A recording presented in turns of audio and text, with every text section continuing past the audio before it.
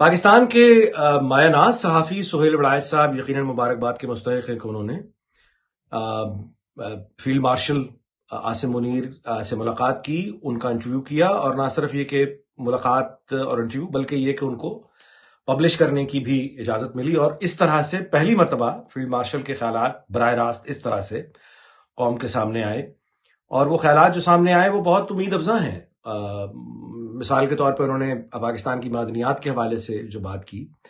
ज़ाहिर है कि वो मुल्क की बाखबर तरीन शख्सियत हैं, तो जो ब्रीफिंग्स उनको मिली होंगी पाकिस्तान की मादनियात के हवाले से और उस हवाले से बाकी दुनिया में जो बातचीत हो रही है, उससे सबसे बेहतर वाकफियत वो खुद रखते हैं। तो उन मालूमात की बिना पे उनका ये एतमाद कि पाकिस्तान की मादनियात मुल्क को बहुत फ़ायदा दे सकती हैं और पाकिस्तान का शुमार एक खुशहाल तरीन मुल्कों में हो सकता है, उनकी वजह से ये एक बहुत अच्छी खबर है। दूसरी जो बहुत काबिल गौर बात है, उन्होंने उनकी यकीन दहानी के जो उससे पहले ब्रसल्स में एक तकरीर के दौरान भी उन्होंने ये बात की थी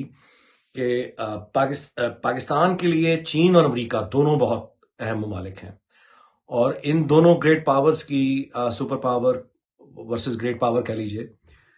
इनके जो ताल्लुकात की नौयत है उसमें अब दुनिया के तमाम मुल्क जो हैं वो एक तरह की पोजीशन लेते हुए दिखाई दे रहे हैं। और इस अहम मौके पे पाकिस्तान के लिए बहुत ज़रूरी है कि वो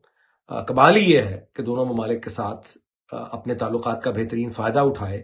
ना कि ये कि इन दोनों मुल्कों की दुश्मनी में किसी एक मुल्क का अलाकार बन जाए। तो ये बहुत हौसला अफजा बात थी जो फील्ड मार्शल ने कही, अब ब्रसल्स में अपनी तकरीर में भी कही कि हम एक दोस्त के ऊपर दूसरे दोस्त को कुर्बान नहीं करेंगे। ये बहुत बहुत ज़रूरी है, और उसका एक पस मंज़र है कि इससे पहले भी हम सबके इल्म में है कि अमेरिका और चाइना की जो आप कहिए इनकलाब चीन के बाद जो राब्ता हुआ या दोस्ती हुई, उसमें पाकिस्तान का एक किरदार था। उस किरदार को चीनी आज तक नहीं भूले, और उनके तर्जुमान हुकूमत के डॉक्टर विक्टर गाओ ने हाल ही में इसका जिक्र भी किया है कि कोई चीनी इस बात को नहीं भूला कि अमेरिका और चीन के ताल्लुकात की बहाली में पाकिस्तान का एक नाकाबिले फरामोश किरदार रहा है। पाकिस्तान ने माजी में अगर ये किरदार अदा किया है तो अब भी उम्मीद करनी चाहिए कि अपनी माहिर सफारतकारी, जो कि पाकिस्तान इस वक्त अपने अरूज पे दिखाई देता है, मुमकिन है कि हम इसमें कोई पॉजिटिव रोल अदा कर सकें और इन दो बड़ी ताकतों के दरमियान कोई ऐसा रोल अदा कर सकें जो दुनिया के लिए बेहतर हो, बजाय इसके कि उसकी कशीदगी की कीमत सारी दुनिया को चुकानी पड़े। तो पहली बात ज़ाहिर है पाकिस्तान है कि पाकिस्तान के लिए पहला काम तो यह है कि वो इन दोनों ममालिक से अपने ताल्लुकात बरकरार रखे, और इन दोनों ममालिक से ताल्लुकात में जो बाहमी मफाद की तजारत हो वो उन ताल्लुकात की रीढ़ की हड्डी होनी चाहिए, और हमें इस ट्रैप में नहीं आना चाहिए कि हम इनकी लड़ाई में यानी किसी एक तरफ नजर आए। लड़ाई में नहीं, हमारा काम दोस्ती है। हम तिजारत चाहते हैं, हम इस्तेहकाम चाहते हैं, हम अमन चाहते हैं अपने खित्ते में भी और पूरी दुनिया में भी। तो ये एक हौसला अफजा बात थी। तीसरी जो बहुत उन्होंने बात एक बहुत आप कहें अहम बात की है जो सुहेल वड़ाइच साहब ने लिखी है, वो ये है कि सियासी मसालिहत हो सकती है, लेकिन उसकी शर्त यह है कि सच्चे दिल से माफ़ी मांगी जाए। ये बहुत काबिल गौर है। ये बात कहकर एक तो फील्ड मार्शल ने ये बताया है कि वो मुंतकिम मिजाज नहीं है, या ये कि इंतकाम का कोई जज्बा, ज़ाती इंतकाम का जज्बा नहीं रखते। उन्होंने वजाहत की है कि एक ओपनिंग दी है उन्होंने, पहली बार इस तरह, यानी आप यूं कहिए कि इस तरह के फॉर्मेट में उन्होंने एक यानी एक सहाफ़ी से बात करते हुए, गोया मीडिया से बात करते हुए, उन्होंने ये यकीन दहानी कौम के सामने करवाई है कि सियासी मसालिहत मुमकिन है। अभी हम सब जानते हैं कि सियासी मसालत की जब वो बात करते हैं तो गुमान यही होता है कि वो पीटीआई की बात कर रहे हैं, और उसके बाद जब वो ये इशारा देते हैं कि अगर सच्चे दिल से माफ़ी मांगी जाए तो मसालियत मुमकिन है, तो बुनियादी तौर पर भी ये बता रहे हैं कि उनका ज़ाती इंतकाम नहीं है किसी पार्टी से, किसी शख्सियत से, बल्कि वो जाहिर है कि मुल्क के लिए इस्तेहकाम ज़रूरी है, उसके लिए ठहराव ज़रूरी है, उसके लिए एक नॉर्मल मुल्क का सियासी माहौल, नॉर्मल दर्जा हरारत नॉर्मल होना बड़ा ज़रूरी है, और उस दर्जा हरारत को नॉर्मल करने के लिए वो किसी ज़ाती इंतकाम पर यकीन नहीं रखते, और वो कह रहे हैं कि मसालियत मुमकिन है प्रोवाइडेड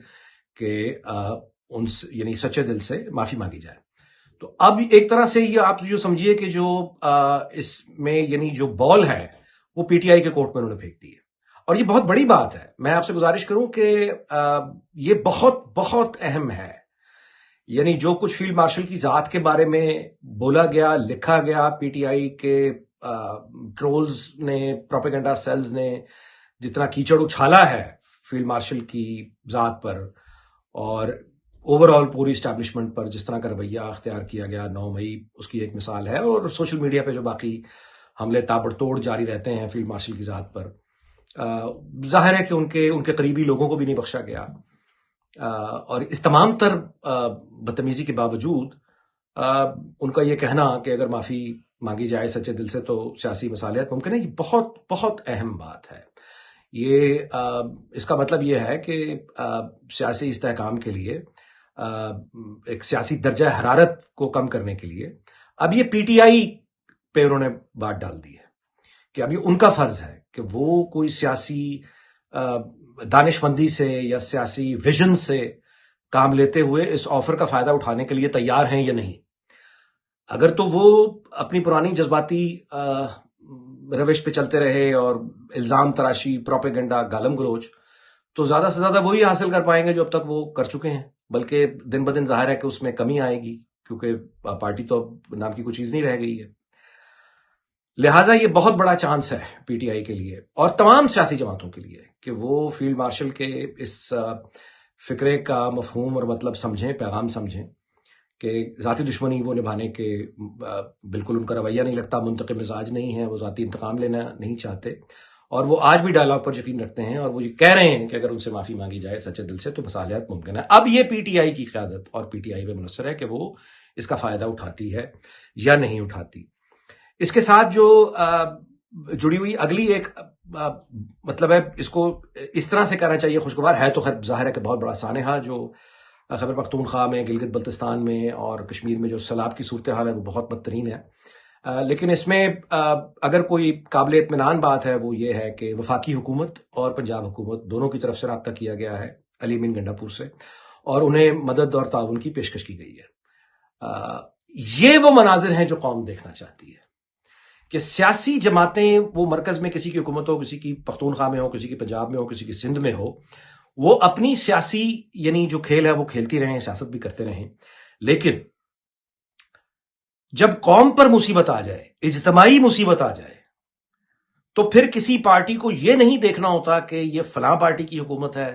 یہ فلاں پارٹی کی ذمہ داری ہے، یہ ہماری ذمہ داری نہیں ہے، یہ ان کی ذمہ داری ہے، کیونکہ وہاں پہ ساری ایک قوم ہوتی ہے،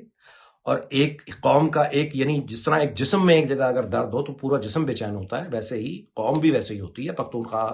ہو، گلگت بلتستان ہو، آزاد کشمیر ہو، اگر وہاں قدرتی آفات ہیں، وہاں کوئی یعنی لوگ جو ہیں وہ ان کے سامان بہہ گئے، مال مویشی بہہ گئے، گھر بہہ گئے، کاروبار بہہ گیا، خود بہہ گئے، لاپتہ ہیں، تو اب یہ سیاسی پوائنٹ سکورنگ کا وقت نہیں ہے، بلکہ سب کو اکٹھے ہو کے اپنے تمام ریسورسز پول کر کے ایک ملک، ایک قوم بن کے، جو مصیبت میں ہمارے بہن بھائی بچے بزرگ پھنسے ہوئے ہیں، ان کو اکٹھے مل کر اس مصیبت اور آفت سے ہمیں نکالنا ہے۔ اس موقع پر ہمیں سیاسی سکور بازی یا مقابلہ نہیں کرنا۔ تو یہ ایک خوش آئند بات ہے، اور دعا ہے کہ یہی مصالحت کی باتیں، یہی کوآپریشن کی باتیں یہ آگے ہوں، یہ ملک کے لیے بھی اچھا ہے، یہ قوم کے لیے بھی اچھا ہے۔